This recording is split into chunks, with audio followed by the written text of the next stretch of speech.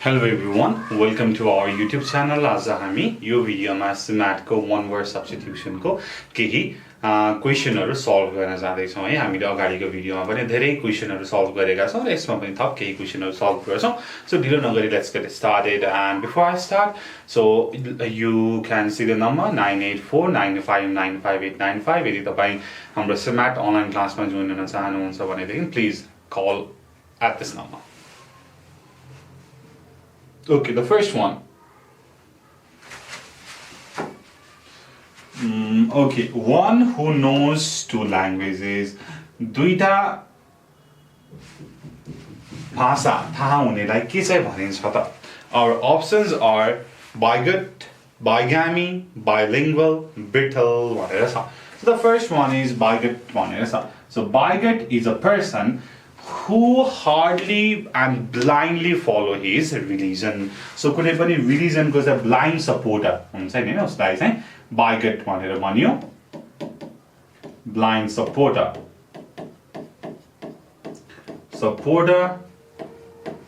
of a religion. So that is a bigot.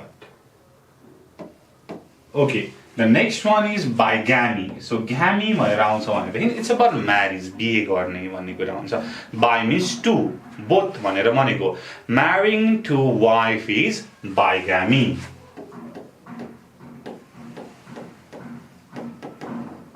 Marrying to wives. Okay, next is bilingual. Lingual is like language ko bhayo, and that's why bilingual is the one who knows two languages. The last one is brittle. Brittle is hard but easy to break. So this is the substance like brittle भनेर भनिन्छ. So brittle is hard, not easy. Hard thing are not easy but liable to break भनौं न, तर पास्न सकिन्छ.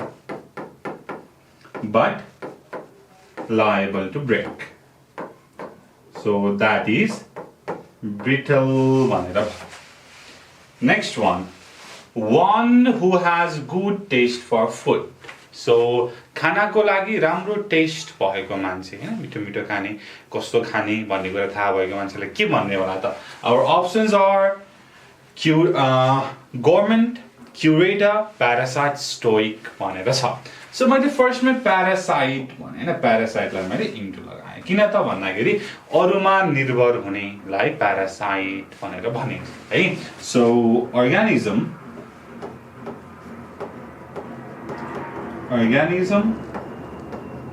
who lives in another organism. अरुलाई चाहिँ feed गर्ने हैन, so that is parasite. Okay, so the first one is government. Government is the correct answer. Government is the one who has good taste for food. And second is curator. Curator is the keeper of the museum. Museum लाई protect गर्ने, keeper हेरदेख गर्ने मान्छेलाई curator भनेर भनिन्छ. Curator is a keeper of museum. Okay, last one is stoic. A stoic person is a person who can endure pain. हैन, so दुःख दर्द हुन्छ नि, त्यो पनि सहेर बस्न सक्ने मान्छेलाई चाहिँ stoic भनेर भनिन्छ. A person who can endure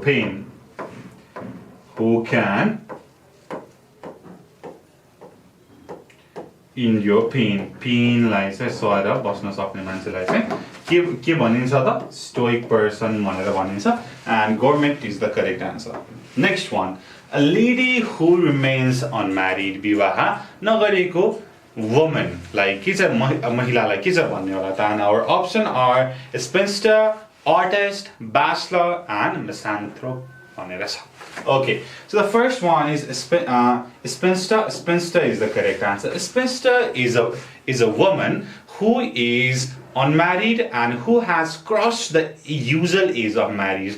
जुन हाम्रो usual age of marriage हुन्छ नि, त्यो कति हुन्छ त? Like 26, 27, 30. So usual age of marriage cross गरेको तर अविवाहित महिलालाई हामीले spinster भनेर भन्छौं. Okay, second one is artist. Artist भनेको like drawing गर्ने, painting गर्ने, and even actors and singers are called artists. So artist त भएन हैन, professional. Next is bachelor. Bachelor is a man who has never married. विवाह नगरेको पुरुषलाई चाहिँ bachelor भनेर भनिन्छ है. Next is misanthrope. Misanthrope भनेको miss, negative word. Anthrop, that is anthropology भनेको human को study भयो. Misanthrope भनेको के चाहिँ भयो त? The person who hates human being है. So human being लाई hate गर्ने मान्छेलाई चाहिँ misanthrope भनेर भनिन्छ. Dislike human. Dislike human. अब मान्छे भएर मान्छे मानव जातिलाई नै चाहिँ उसले के चाहिँ गर्छ त मन पराउँदैन. ओके, ठीक छ. सो ब्याचलर भनेको unmarried man, and spinster भनेको unmarried woman who has crossed usual age of marriage. Usual age of marriage. Next is a doctor who treats skin diseases. हैन, छालाको रोगलाई चाहिँ हेर्ने डाक्टरलाई के चाहिँ भनिन्छ त? चर्म विशेषज्ञ भनेर भन्छ जस्तो लाग्छ नेपालीमा. Okay, our options are ophthalmologist, dermatologist, next is pediatrician, and last one is cardiologist. अब cardio भन्ने बित्तिकै heart भनेर बुझ्नु पर्यो. So a doctor who specializes on treating the diseases of heart, it is cardiologist. Heart related doctor लाई चाहिँ cardiologist भनेर भनिन्छ. मुटु रोग विशेषज्ञ or something like that. Okay. Next, see, that is pediatrician भनेर छ. So this is the doctor who is specialized in treating children. बच्चाहरूको बाल रोगहरूको चाहिँ स्पेशलाइजेसन भएको डाक्टरलाई चाहिँ pediatrician भनेर भनिन्छ. Next is dermatologist. Derma भनेर छ, it is skin भनेर भन्यो. That's why skin related disease को डाक्टरलाई हामीले dermatologist भनेर भन्छौँ. And the first one is ophthalmologist. Ophthalmologist भनेको eye है. आँखाको डाक्टरलाई चाहिँ हामीले ophthalmologist भनेर भन्छौँ है. So यसलाई पनि बुझ्नु पर्यो है त, एकदमै धेरै युज हुने टर्महरु छ. Okay, one who studies insect life हैन, किराहरूको बारेमा अध्ययन गर्नेलाई के छ भन्ने होला त? geologist, entomologist and botanist. Let's see, botanist, botany हामीले चाहिँ पढेकै छौं.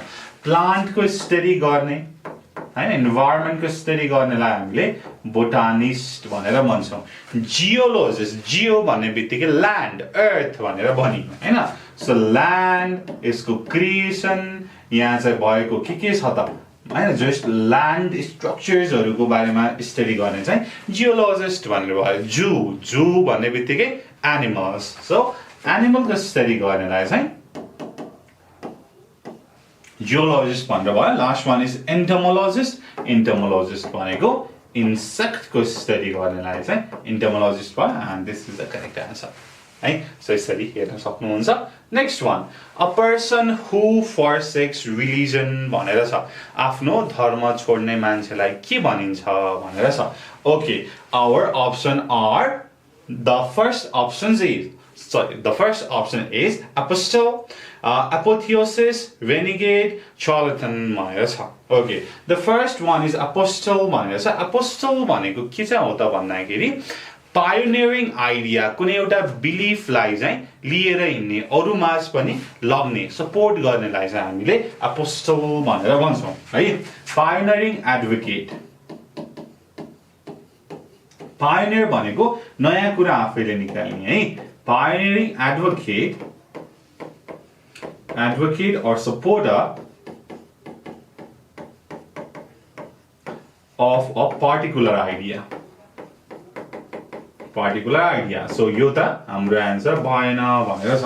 Next one is apotheosis भनेर छ. Apotheosis means the climax. सबैभन्दा माथि केही कुराको डेभलपमेन्ट हुँदैछ त्यो चरम बिन्दुमा छ भनेदेखि त्यसलाई चाहिँ apotheosis भनेर भनिन्छ. अहिले हामी साइन्स एन्ड टेक्नोलोजीको फिल्डमा छौं. So are we at the apotheosis period? हैन, हामी चाहिँ के त क्लाइम्याक्समा छौं त? यही नै हो त साइन्स एन्ड टेक्नोलोजीले विकास गर्न सक्ने कि यो भन्दा पनि बियोन्ड जान्छ? हो, highest point in development. Highest point in development of something. Development of something. Or you can also say climax भनेर पनि भन्न सक्नुहुन्छ है. ल, next one is renegade भनेर छ. Renegade भनेको छ आफ्नो बिलिफ, आफ्नो रिलिजनलाई त्याग दिने, abandon गरिदिनेलाई renegade भनेर भनिन्छ.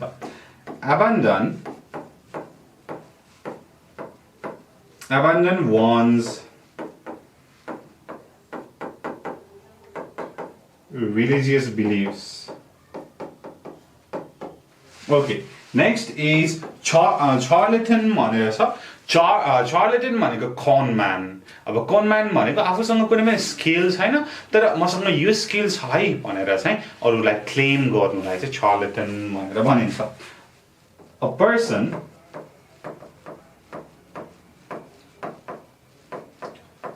falsely claiming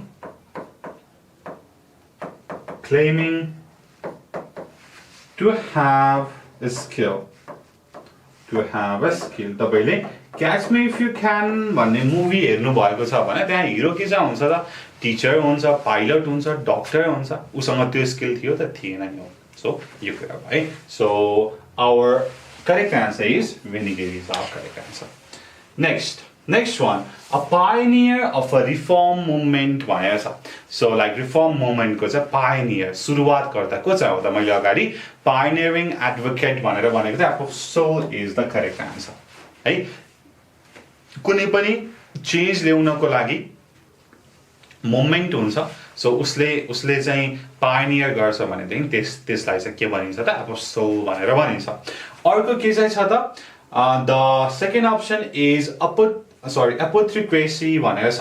So like apothecary is a person who sells medicine. A person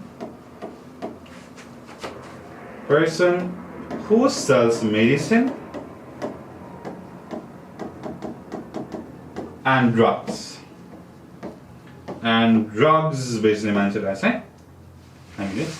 Next one is apotheosis. अघि भर्खर हामीले हेरेको डेभलपमेन्टको हाईएस्ट स्टेज, क्लाइम्याक्स भनेर भनियो. Renegade भनेको the one who forsakes his religion, abandon his own belief भनेर भन्यो है त. Okay, next one is custom of having many wives. हामीले धेरैचोटि गरिसक्यो. मैले भन्नुपर्छ misogamy, bigamy, polygamy, monogamy. अब miss भनेर आउँछ नि, नेगेटिभ वर्ड भयो. misogamy भनेको person who hates marriage. बिहे भनेपछि हो म त गर्दैन नाइ भन्ने रहेछ. misogamy भनेर भनिन्छ. A person who hates marriage.